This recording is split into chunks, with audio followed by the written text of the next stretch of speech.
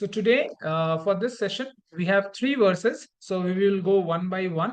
So any Prabhuji or Mataji would like to read this 31st verse?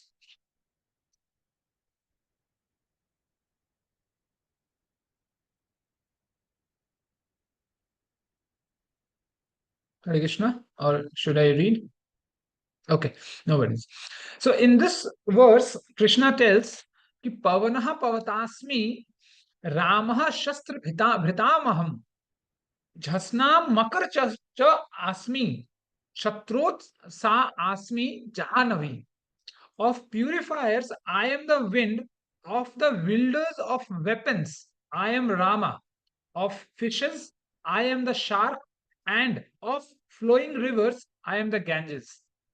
So if we see in this verse, Krishna talks about 4 things. One is wind, one is Rama, and one is shark, and the other is Ganges. So before we start on, so see this the series of the verses that we are seeing. This series is actually the answer to the question asked by Arjuna in the 17th verse, where Arjuna asks Krishna that how can I know you and what is the various ways to know you. So these are the 2 questions that were asked by Arjuna to Krishna, and on behalf of which Krishna is giving all these answers to him, that how can you know me. So, and see, when Krishna is talking, if you see from that 21st shloka onwards, 21st to almost, this is almost till approximately 38 verse, Krishna talks about his opulences, and Krishna's opulences are so much, so many. In fact, it's limitless, it's unlimited. That's why it has been said that kaho kaha balagi naam badai ramuna sakahi rama gun gai. Because the opulences of Krishna are so many, even Krishna tells in Bhagavatam that even I cannot talk about them because they are limitless. So like this, so in nutshell, in gist, Krishna is talking about his opulences and telling to Arjuna. So in this, if you see, first in this verse, the first thing that Krishna talks about is the air. So if in general, if you see, if in atmosphere there is some impurity, there is some smell, so that smell also goes away by the effect of flow of winds. Likewise, even in our body, every impurity is destroyed by the wind. If you see, there are 10 kinds of winds in our body, but we don't feel. That's the creation of Lord Krishna. There are 5 major winds. We'll not talk about them in deep. There are 5 major winds, and there are 5 minor winds in our body, with which the entire body functions. You eat, you give birth to child, we go to washroom, or we do any activity. The body does any activity. At the end of the day, it gets executed with the help of these winds. Believe me, even after our death, even when the soul departs the body, you see, when the when due to some circumstances, the body is kept for a while, it gets fat, it becomes fat. Even this process happens due to a wind known as Dhananjay. Because everything that gets executed within our body, it happens for all these 10 kinds of winds. Okay, so now Krishna talks about Rama, that there are many weapon experts in our Vedic history, but the way Lord Ram can handle the weapons, the way he can shoot, the way he can use the weapons efficiently, no one can use. That's why Krishna tells us that all the weapon handlers, I am the Rama. And then he talks about the foremost dangerous creature of the water aquatic creature, that is shark. because shark is very dangerous.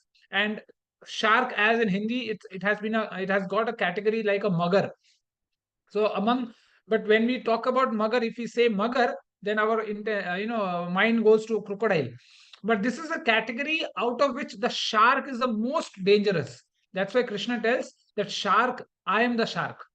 And then at the end, Krishna talks about Mother Ganga, that of all the flowing rivers, of all the flowing river bodies, I am the Ganga.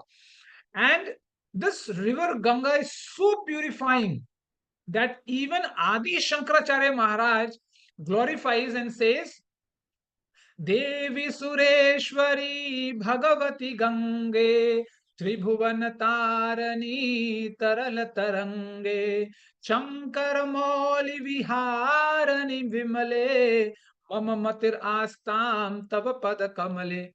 That he says that this river is so purifying that even the entire universe gets purified just by getting association of river Ganga. But we, the creatures of Kali Yuga, even don't know how to get association of river Ganga. That's why you see when people walk down to Haridwar, when people walk down to Allahabad, they think that I have come down to a swimming pool. And they keep on laughing, yelling, shouting, throwing water here and there, doing all nonsense in that water. But that's not the way of taking a bath or a shower in Mother Ganga. Process is first you pray to river Ganga, Ganga, then enter into it and take 3 dips, 1, 2, 3, and then offer your obeisances to sun god, your forefathers. Once it is done, just walk out. Simple. It's not a swimming pool that we go ahead and enjoy and enjoy and enjoy. But 99% of our people do that. That's why we don't get blessings of Mother Ganga, because that on the top of your mother you don't dance. You just pay obeisances, you respect it, and you just once your work is done, you come out. But we don't understand that, because for us it's just a entertainment. It's a entertainment in the mode of goodness, we think, but it's not entertainment. It's the purifying relation. That's why we have a very good story. I will just take 1 minute to tell this. One day, Lord Shankar and Mother Parvati were talking to each other. So she said that, Lord, I have heard that whoever takes bath in river Ganga gets purified 100%. Lord Shankar said, yes, you are absolutely correct. But how can we test that? So he said, okay, let me tell you. So what happens? Lord Shankar takes a very old aged form, and then he goes to Haridwar, and he by his power, what he does is he creates a ditch and he gets into it, and then he starts shouting that, okay, save me, I am drowning, save me, I am drowning, I'm in this ditch, save me. So all the people, whoever was coming from after taking a bath, they were seeing and they were just crossing away. So many people tried saving that old man, but whenever they came, that old man said, only touch me when you think that you have been purified 100% after taking a bath. Then everyone got shocked and no one touched him. In this way, the entire day went away. And then at the end, when it was dawn, then no one came. But at the end, one person comes and says, yes, I have been purified. I can touch you and I can pull you out of the ditch. And that man picks up. And then everyone departs. So then Lord Shankar tells Mother Parvati that, see, out of so many people, when I just put a condition that if you think you got purified by taking a bath, then only touch me, otherwise you'll get burnt. So no one touched me, because there is no sense of feeling inside that I got purified. It's just a sense of entertainment. No one thought that, no one thinks this, that once I take a bath in Mother Ganga, I get purified. That's why no one gets that blessings of the Mother Ganga, that once I take a bath, all my sins go away. That's why nothing happens, even after we taking hundreds of times of bath. So in this way, whether we talk of air, whether we talk of Ram, whether we talk of the shark, or whether we talk of the Ganga, all these are the part and parcel of Lord Krishna itself. That's why river Ganga is so important that even Lord Shankar carries on his own head, because that's the foremost charnamrit that we have, that is, purifying the entire three worlds, three universes, whether it's Swarglok or Bhulok or Patalok, not Patalok, but even Swarglok, even Brahmalok is getting purified by that. So that is why river Ganga is so important, and that's why there has been many experiments that has been carried out, that what is the importance with river Ganga, that you keep water, Ganga river, means water in your house, you will never see insects coming in it, because it's the means Charnodak, as we say, this Charnamrit of Lord Krishna itself. That's why river Ganga is so important, and we should be so careful when we go for a bath or when we go for a shower. We should be very careful that with what exactly we are trying to do. That's why we should not think that, okay, whatever we are doing, it's just for entertainment, a mode of goodness, entertainment in the mode of goodness.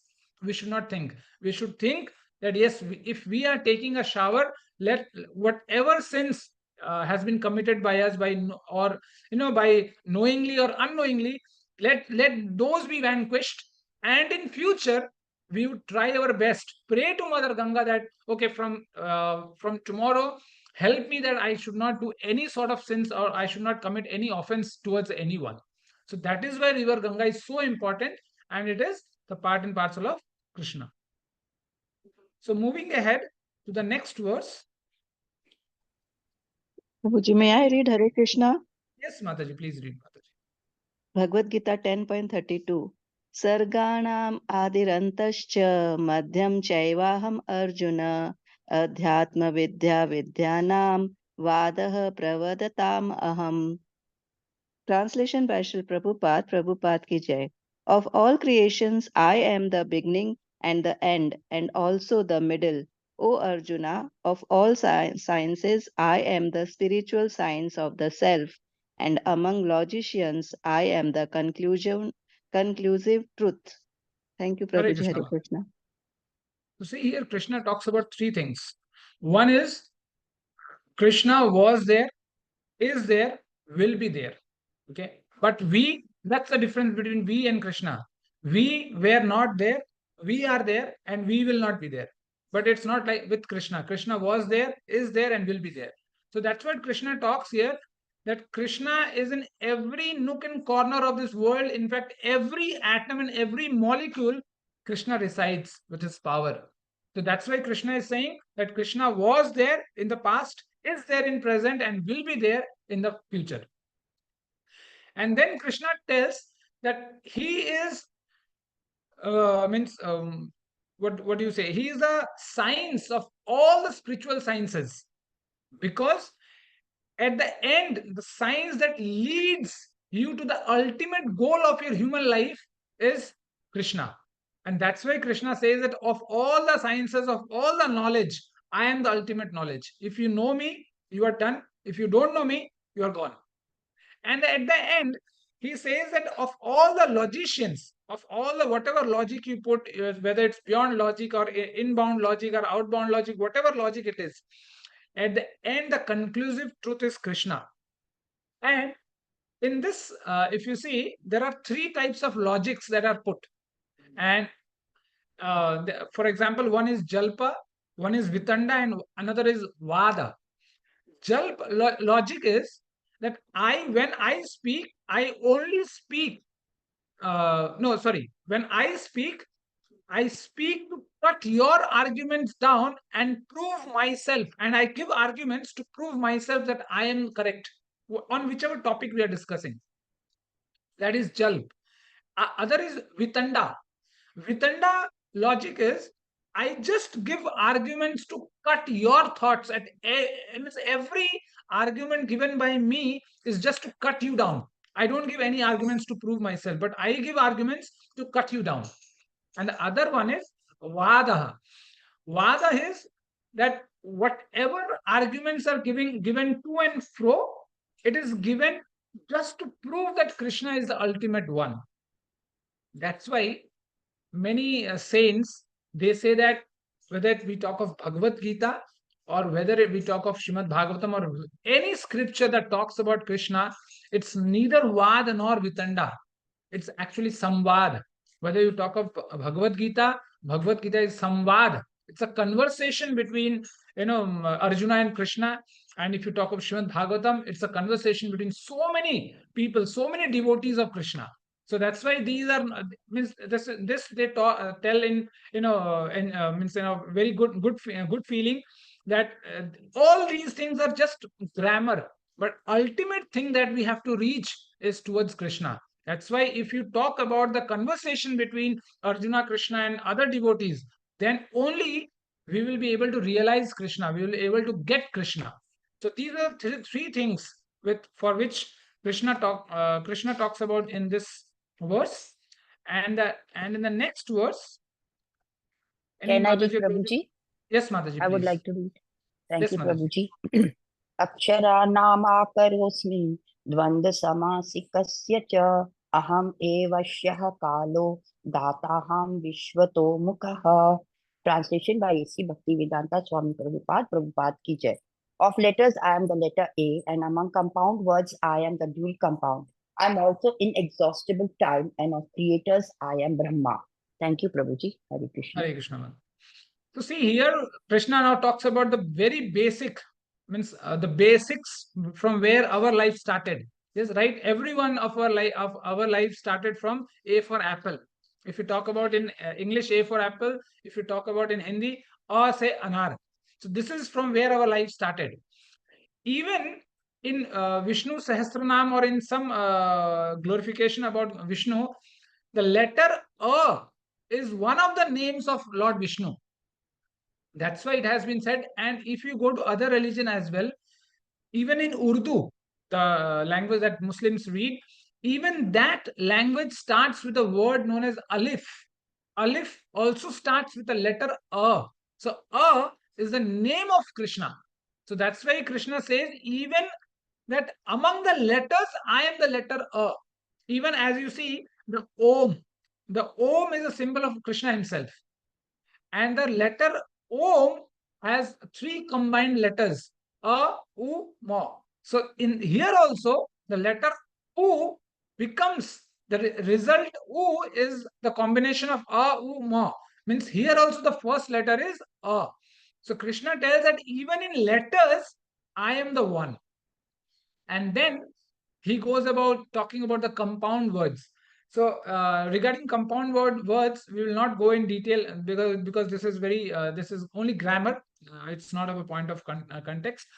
So just for information, there are 4 types of compound words.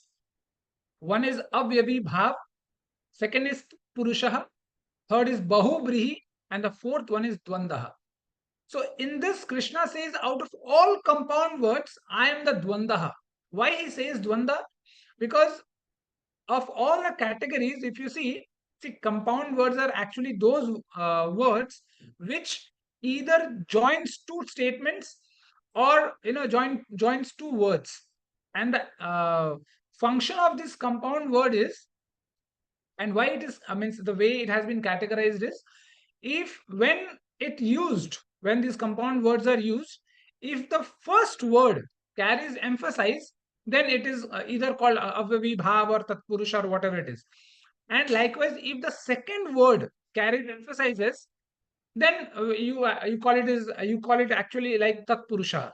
If the first word is emphasizes, then it is avyavi bhav, and if the second, it is tatpurusha.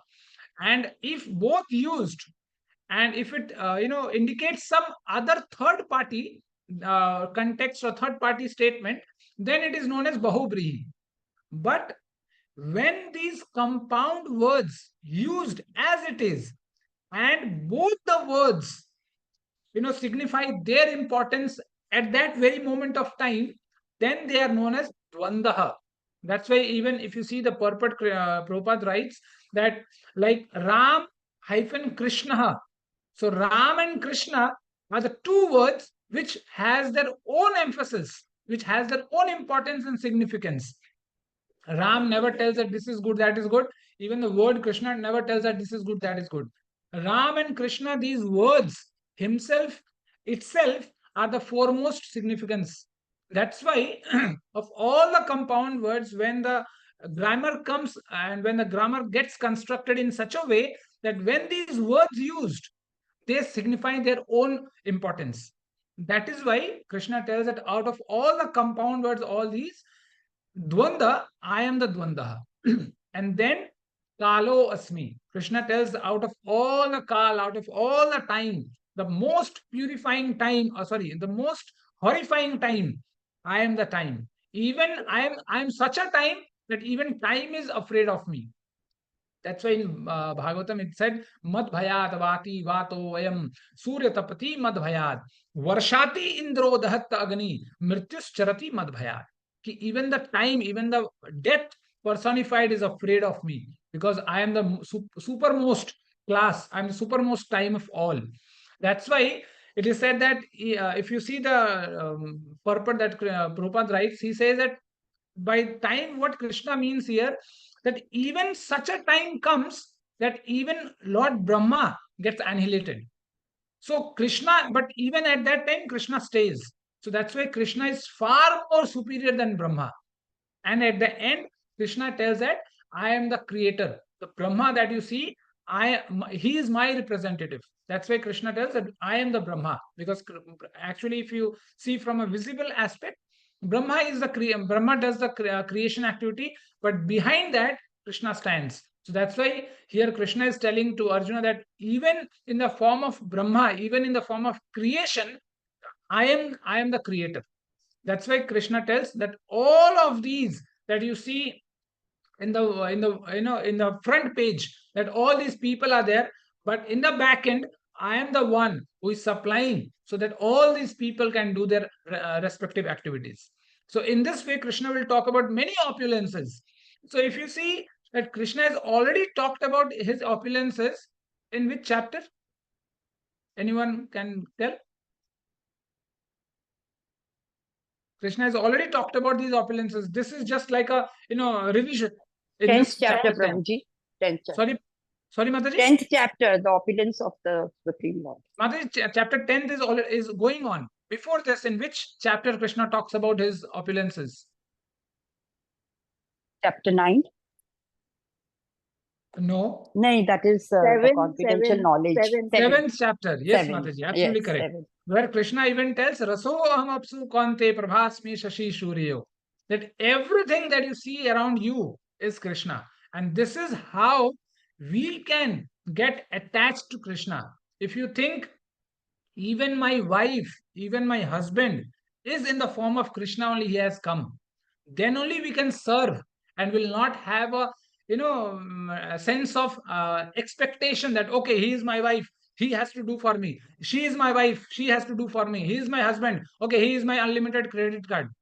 If these feelings are there, then we don't think that, as we say, right, that everyone in this world is just a part and parcel of Krishna. So even our wife, our husband, our children, our parents, our grandparents, all are just part and parcel of Krishna.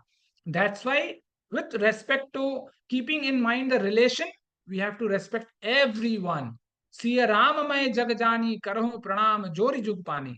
That's why it has been said that everyone is just the representatives, just the part and parcel of Krishna, and I have to respect, keeping keeping everything, the social relation, the activities, whatever we perform, keeping those in mind, we have to serve everyone, because at the end, our default behavior is serving. That's why we want to serve everyone, even if, as Prabhupada says, that if in one's life no one gets anyone, then they start serving a dog, nothing else.